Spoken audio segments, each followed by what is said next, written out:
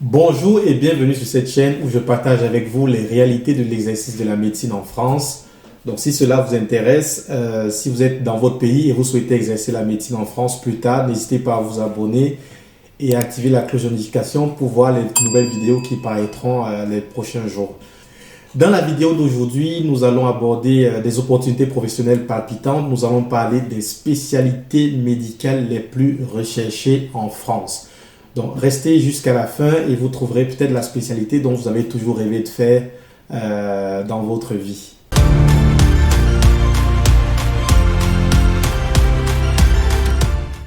Donc, bienvenue une fois de plus dans cette vidéo. Nous allons parler des différentes spécialités qui sont le plus recherchées en France.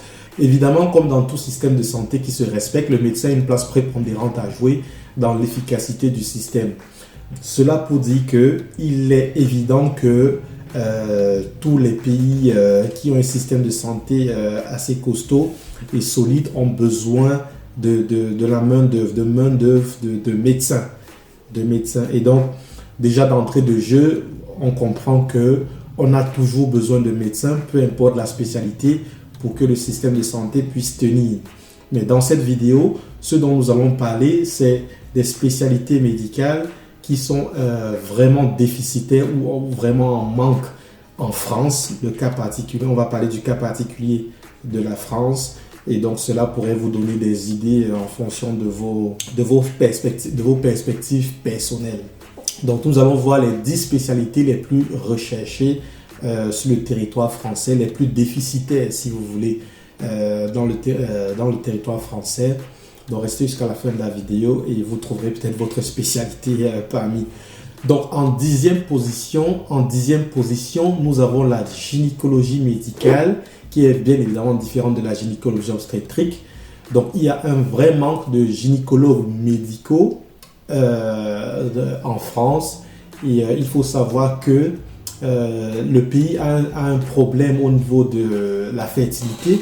Il y a un problème de fertilité en France depuis de nombreuses années et le président de la République en a parlé encore lors de sa conférence de presse tout récemment en faisant de ce problème un problème vraiment d'État sur lequel ils vont se pencher pour essayer de résoudre ce problème-là. Donc la gynécologie médicale est une spécialité véritablement recherchée et chaque année, l'Ordre des médecins, le Conseil national de l'Ordre des médecins en France, essaye de faire un bilan entre les médecins qui sont partis en retraite et ceux qui se sont inscrits au tableau de l'ordre pour essayer de voir en fait le déficit ou le nombre de médecins, si l'exercice est un peu régulier ou équilibré sur l'ensemble du territoire, voir s'il y a assez de médecins ou pas, etc. etc. Et à la dernière évaluation, il y avait donc un déficit de gynécologues médicaux en France. Et juste vite fait pour parler également du fait que la population en France est vieillissante et les couples font des enfants plus tard. La moyenne d'âge en France pour un couple d'avoir les enfants est de 29 à 30 ans. Donc je parle bien de la moyenne d'âge et non pas de la médiane, mais de la moyenne d'âge, ce qui est vraiment très, très pertinent et pourrait expliquer vraiment le pourquoi des problèmes d'infertilité en France. C'est l'une des raisons, probablement il y a d'autres raisons. Je ne suis pas gynécologue médical, mais je suppose qu'il doit y avoir d'autres raisons environnementaux, ce qu'on consomme, etc., qui pourraient expliquer cela. Mais déjà en lui-même, le fait que les couples français ont leurs enfants beaucoup plus tard, donc la moyenne d'âge entre 29 et 30 ans, ça fait très tard pour avoir un premier enfant. Ça fait très tard. Et voilà, la population est vieillissante et il faut un renouvellement de la population. Et donc c'est un problème de santé publique évidemment et c'est un problème même pour le président de la République qui en a parlé récemment dans sa conférence de presse. Donc voilà pour dire qu'à la 10e position, nous avons donc la gynécologie médicale en termes de spécialité qui est en souffrance en France. À la 9e place, nous avons la dermatologie. Vous connaissez bien la dermatologie, spécialisée de la peau. et des maladies de la peau et des familles. Donc, à la 9e place, nous avons dans la dermatologie. En 8e position, nous avons la chirurgie générale. La chirurgie générale, pas des chirurgies de spécialité. On ne parle pas ici de neurochirurgie ou de chirurgie cardiaque. C'est vraiment la chirurgie générale. Donc, il y a également un manque de 50 à la dernière évaluation. Il y avait un déficit de 50 chirurgiens généraux sur l'ensemble du territoire français. À la 7e position, nous avons la psychiatrie de l'enfant et de l'adolescent qui était en déficit de 52 praticiens sur l'ensemble du territoire français. En 5e position, nous avons donc l'hépato-gastro-entérologie qui est une spécialité également hautement recherchée parce que les praticiens sont vieillissants, ils vont à la retraite et ils ne sont pas remplacés par de nouveaux praticiens. Donc si l'hépato-gastro-entérologie est une spécialité qui vous intéresse, vous pouvez venir effectivement la faire en France ou la faire dans votre pays. Et après, si cela vous intéresse, si vous souhaitez exercer en France, vous pourrez effectivement venir exercer en France en passant par le parcours réglementaire dont j'en ai parlé dans une précédente vidéo que je vais vous épingler ici, juste là. Donc vous pourrez suivre cette vidéo pour voir comment vous pourrez faire pour venir exercer votre spécialité ou de façon générale exercer la médecine en France en passant par le parcours réglementaire. En 4e position, on a la médecine du travail. La médecine du travail avec un déficit de plus de 63 praticiens sur l'ensemble du territoire qui ne sont pas, des postes qui ne sont pas pourvus. À noter ici que en France, toute entreprise de plus de 20 salariés, est obligée d'avoir en son sein un médecin de travail.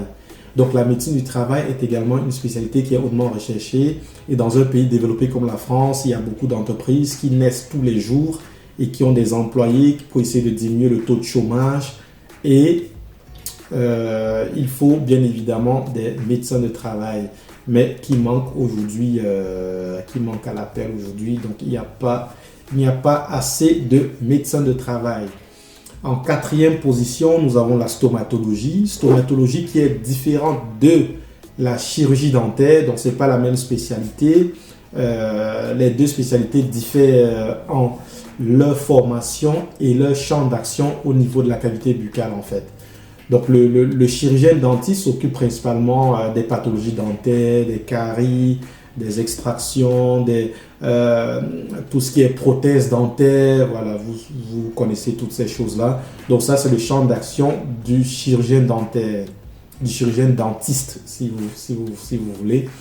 Par contre, le stomatologue, c'est un médecin qui a fait la spécialité de stomatologie. C'est un médecin qui s'est spécialisé en stomatologie, qui a un champ d'action également médical, mais aussi chirurgical dans toutes les pathologies de la cavité buccale, mais pas uniquement les dents.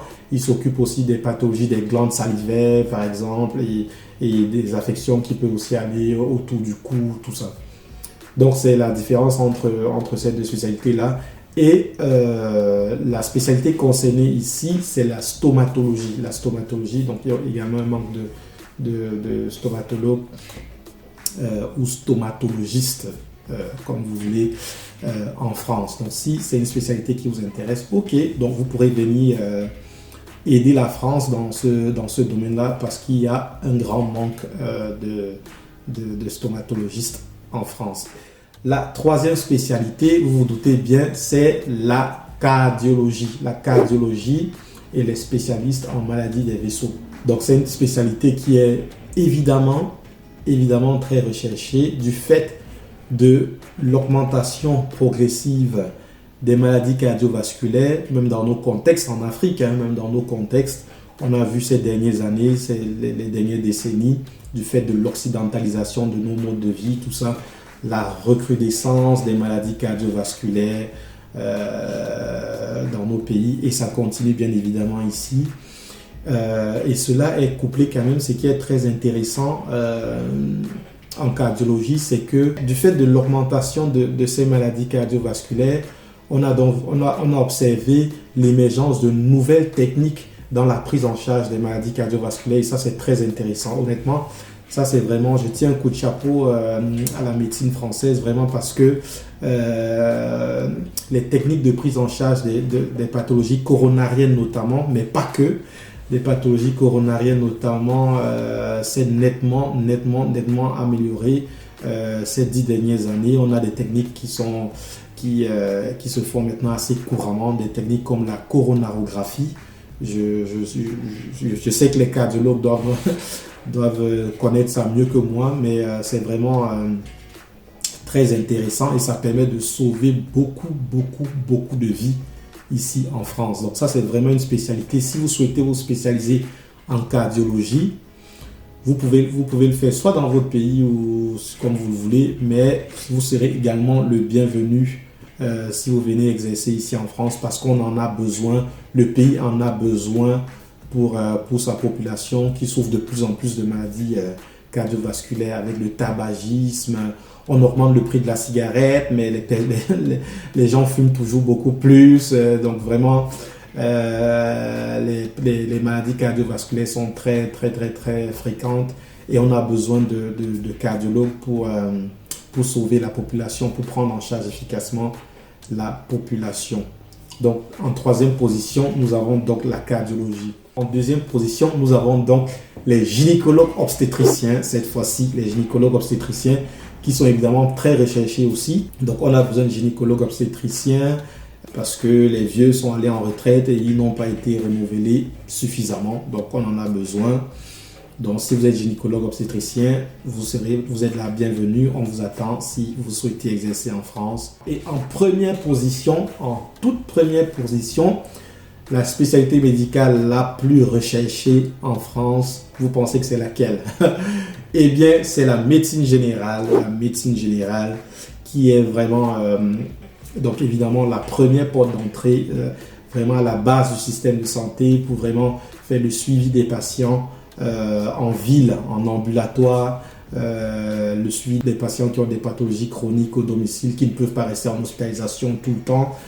Voilà, c'est la première porte d'entrée, c'est vraiment la médecine générale qui est vraiment un pilier dans le système de santé. Et bon, les médecins généralistes, parfois ils sont en grève, tout ça, ils ferment les cabinets, etc. parce qu'à une époque, ils n'étaient pas très bien valorisés, etc. Et donc, je pense que cela a été... pas que je pense, cela a été un peu revalorisé il y a quelques temps, mais pas à la hauteur de ce que les médecins généralistes attendaient. Mais bon, voilà, il y a donc en première position la médecine générale qui est la spécialité la plus recherchée en France. Bon, je vous mettrai une carte, la carte de la répartition générale de médecins généralistes dans l'ensemble du territoire français. Vous allez voir que plus on va au sud de la France, plus il y a de médecins généralistes par 100 000 habitants. Et plus on est dans le nord de la France, moins on a de médecins généralistes. Pourquoi?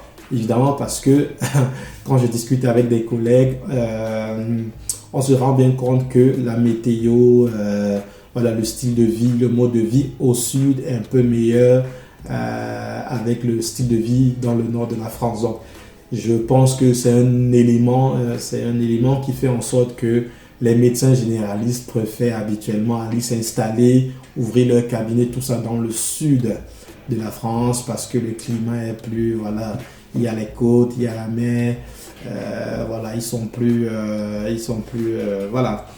Donc voilà, on a vraiment besoin de médecins généralistes en France. Donc si vous souhaitez exercer la médecine en France, il faut être compétent, il faut le prouver en passant par les différentes étapes, donc le concours des EVC, c'est la procédure d'autorisation d'exercice de la médecine en France. Donc vous vous préparez bien pour cela et vous venez passer votre concours et si vous réussissez, vous pourrez exercer la médecine générale ou peu importe votre spécialité, vous pourrez l'exercer en France tranquillement.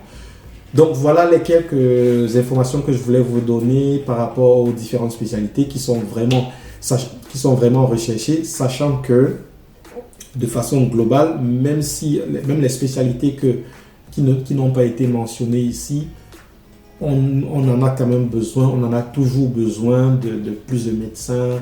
Voilà, l'infrastructure en soi, il y en a. Hein. Il y a des hôpitaux, il y a l'infrastructure. Habituellement, c'est pas le problème principal. Mais le problème principal, c'est vraiment la main-d'œuvre médicale, ce dont on parle ici aujourd'hui, mais également la main-d'œuvre paramédicale. Hein. Il y a aussi un besoin d'infirmiers, d'aides-soignants, tout ça, des infirmiers spécialisés, de blocs opératoires, des infirmiers anesthésistes. Donc, c'est pas uniquement pour les médecins dont on a besoin, mais je parle ici du besoin au niveau médical. Donc voilà, si vous êtes intéressé par l'exercice de la médecine en France, abonnez-vous à cette chaîne où vous aurez des réalités de terrain, de comment se passe la médecine en France, comment on travaille ici, comment ça se passe dans les hôpitaux ici, des réalités sur le système de santé, des réalités également sur la procédure de migration de votre pays vers la France, comment faire pour partir de votre pays pour exercer en France. Donc, vous aurez toutes ces informations-là. N'hésitez pas à vous abonner et activer la petite cloche de notification. Partagez également la vidéo et vous pouvez me mettre en commentaire le sujet que vous souhaitez que j'aborde avec vous. Si vous avez des questionnements, vous pouvez me mettre en commentaire pour que je puisse aborder ce sujet avec vous. Donc, jusqu'à la prochaine vidéo, je vous dis à très bientôt. Ciao!